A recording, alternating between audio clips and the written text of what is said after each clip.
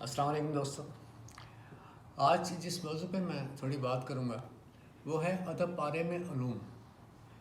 تو ادب پارہ جو ہے شروع سے ہی جب ہم قصے کہانیوں کی بات کرتے ہیں، داستانوں کی بات کرتے ہیں، مذہبی گیتوں کی بات کرتے ہیں، وہیں سے ادب شروع ہوتا ہے. تو جب ادب وہاں سے شروع ہوا تو تب ہم ادب کو ادب نہیں کہتے تھے. اس میں جب علوم کی اگر بات کرتے ہیں تو علوم کو بھی ایک الگ پہچان نہیں تھی. وہ انسانی ارتقاء کا ایک ایسا دور تھا جس میں ایک ضرورت اس طرح کی تھی حکمرانوں کی، یا ایک کلاس ایسی تھی جو کہ علم کے ذریعے رول کر رہی تھی. اور اس علم کے جو بنیادی پہلو تھے جو زیادہ امپورٹنٹ ہیں، جن کا میں ذکر کرنا چاہوں گا خاص طور پہ، وہ علوم ایسے تھے جو انہوں نے اپنے پاس رکھے ہوئے تھے حکمرانوں نے، عام لوگوں تک نہیں لاتے تھے. مثلاً یہ جادو ہے، دیوتاؤں کا علم ہے، مذہبی گیت ہیں، اور یہ واقعات ایسے ہیں کہ ان کو ایک پراسرار کیفیت ہوتی تھی جس کا اثر تو عوام پہ ہوتا تھا لیکن ان تک وہ علوم ہوتے نہیں تھے. اسی طرح طب، یہ بھی جادو ٹونا، یہ ساری باتیں تبھی کی تھیں.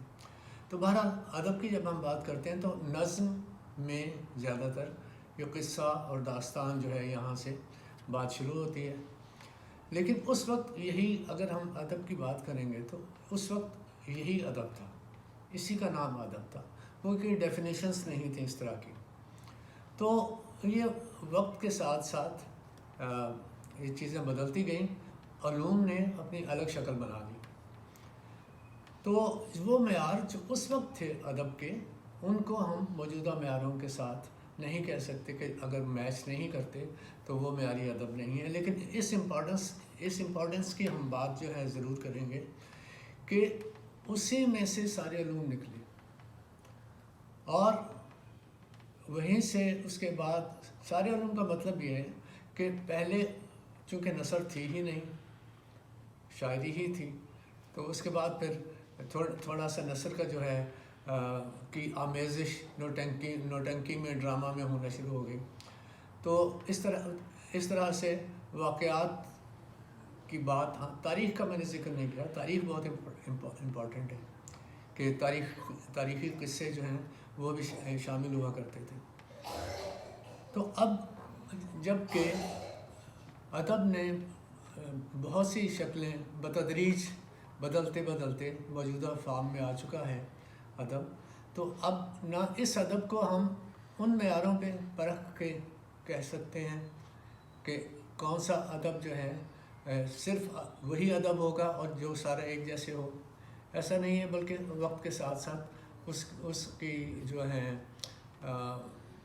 یوں کہہ لیجیے کہ محاسن ہیں جو وہ بدلتے رہے یا اضافے ہوتے رہے، یا اس کا دامن وسیع ہوتا رہا، اس کے ایکسپریشن میں زیادہ گنجائش پیدا ہوتی گئی.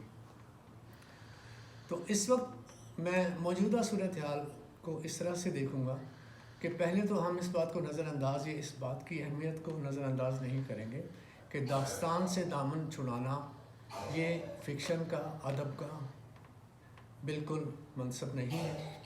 اس کے یعنی ضروری نہیں ہے کہ اس کے انہی معیاروں پر اتر کے آج بھی ہم اس ادب کو دیکھیں. لیکن ہم یہ بھی نہیں کہہ سکتے کہ ہمیں اس کا دامن جو ہے چھوڑ کے تو کوئی نئی چیز پیدا کر دیں اور ہم کہیں کہ ادب ہے. یہ ایگزیکٹلی وہی بات ہے کہ ایک ماں ہے، اس کے بچے ہیں، اور وہ بچے جو ہیں اپنی اپنی شکل میں، اپنی اپنی حیات میں، اپنی اپنی طاقت میں وہ بدلتے گئے. تو یہ جو بچوں کی میں نے بات کی ہے، یہ ادب کی اصناف ہیں، ان علوم کا ذکر نہیں ہے. علوم کا کی الگ ڈیفینیشن بعد میں بنی. تو جو بنیادی موضوع جس میں بات کرنا چاہ رہا ہوں کہ ادب پارے میں علم کی کس حد تک گنجائش ہے. ادب پارے میں، کہانی میں جو بھی ہم بات کرنا چاہتے ہیں، اس میں کتنا پرپورشن تقریباً اس کا علوم کا ہونا چاہیے. تو دوستو، میری سمجھ میں جو بات آتی ہے وہ یہ کہ علوم سے کٹ کر ہم ادب نہیں لکھ سکتے۔ اب ان علوم کا معیار کیا ہے یہ ہمیں پتہ چل گیا کہ شروع سے ہی اس وقت کے جو بہترین علوم تھے ان کو ان قصے کہانیوں میں لایا گیا، کس طرح سے استعمال کیا گیا، لوگوں نے اس کا کتنا اثر لیا، یہ اس وقت اس کی اہمیت سے کوئی بھی انکار نہیں کر سکتا۔ لیکن دیکھنا یہ ہے کہ ہمیں کتنا علم کس طرح سے ادب پارے میں شامل کرنا ہے، یہ امپورٹنٹ سوال ہے۔ تو کوئی بھی ادب پارہ فلسفہ، مذہب، تاریخ، نفسیات، ان چیزوں کے بغیر، ان علوم کے بغیر ایک معیاری ادب پارہ نہیں بن سکتا۔ اب اچھا، اس کے بعد نظریات کو بھی شامل کریں، یہ یعنی سبجیکٹس تو آگے نا، فلسفہ، مذہب وغیرہ، تاریخ، تو نظریات کو بھی شامل کرتے ہیں۔ میرے نزدیک نظریات کو بھی شامل کر لیں تو میرے نزدیک کوئی بھی چیز غیر ادب نہیں ہے۔ عام طور پر اس کی بحث ہو جاتی ہے جی چونکہ یہ نظریہ اس ادب پارے میں شامل نہیں ہے لہٰذا اسے رد کر دیا گیا، یا دوسرے نظریے نے پہلے نظریے والوں کو رد کر دیا۔ میرے نزدیک ہر نظریہ ادب ہے اگر اسے ادبیایا جائے، یعنی اسے فکشنلائز کر دیا جائے۔ فکشنلائز کرنے کے بعد کوئی بھی ادب پارہ بن سکتا ہے، یا چاہے وہ کسی بھی فلسفے، کسی تاریخ کے کسی بھی حصے یا کسی بھی نظریے کے ساتھ وہ لکھا گیا ہے۔ امپورٹنٹ بات یہ ہے کہ اس کو فکشنلائز کیسے کیا جاتا ہے، اور اس کے پڑھنے سے، اس ادب پارے کے پڑھنے سے یہ معلوم نہ ہو کہ انسان کوئی اور سبجیکٹ پڑھ رہا ہے، لیکن یعنی اس کو اس طرح سے بیان کیا جائے، اگر تاریخ کو فرض کیا کہ بیان کیا جا رہا ہے تو اسے اس طرح سے بیان کیا جائے کہ وہ ادب ہی لگے، یہ نہ ہو کہ وہ تاریخ کا حصہ بن گیا۔ اب ٹاپک جو ہے جس پہ میں بات کرنا چاہتا ہوں، مختصر رکھنا چاہتا ہوں اس ویڈیو کو، تو وہ یہ کہ ایک کلک پہ ہے آج انفارمیشن۔ کوئی بھی انفارمیشن ہم نہیں لکھ سکتے فکشن میں ایسی جو کہ گوگل پر نہیں ہے، ایک کلک پر نہیں ہے، اور بہت زیادہ ہے، ہم اس سے زیادہ نہیں کر سکتے۔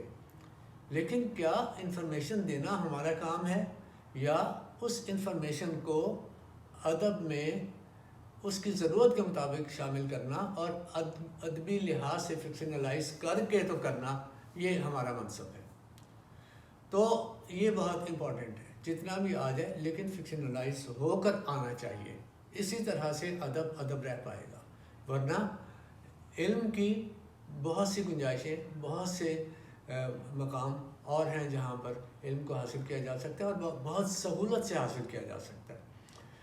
تو یہ ایک میرا امپورٹنٹ پہلو ہے آج کی گفتگو کا، تو اس پر بہت تفصیل سے بات ہونے کی ضرورت ہے، لیکن اسی طرح سے ہم یہ پوائنٹس کچھ تھوڑے شیئر کریں گے تاکہ اس پر غور کر سکیں۔ تو دوستو، ایک ادب پارے کی ضرورت کے مطابق علم جو ہے وہ ہمارے آفاق سے لے کر، روحانی دنیا سے لے کر زمین کی تہوں تک، سمندر کی تہوں تک یہ پھیلا ہوا ہے۔ ہمیں وہ سارا لکھنا نہیں ہے، اس کے اثرات کو جاننا ضروری ہے۔ ہمارے ذہن کو، ہماری میڈیٹیشن کو، ہمارے خیالات کو ادبیانے کے بعد جب اس کہانی کے مطابق جب ایکسپریس کریں گے تو وہ فورس اس میں نظر آ جائے گی، اگر اسے صحیح طرح سے ایکسپریس کیا گیا ہے۔ تو یہی بات ہے کہ علم کو ہم اتنا حاوی نہ کریں کہ فکشن جو ہے وہ فکشن نہ رہے اور صرف علم نظر آنے لگے۔ تو بس دوستوں، اس موضوع کو ختم کرنا میرے لیے بہت مشکل ہو رہا ہے، تو اس بات کو یہیں تک مکمل سمجھتے ہیں۔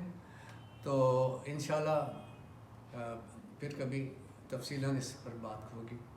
بہت شکریہ۔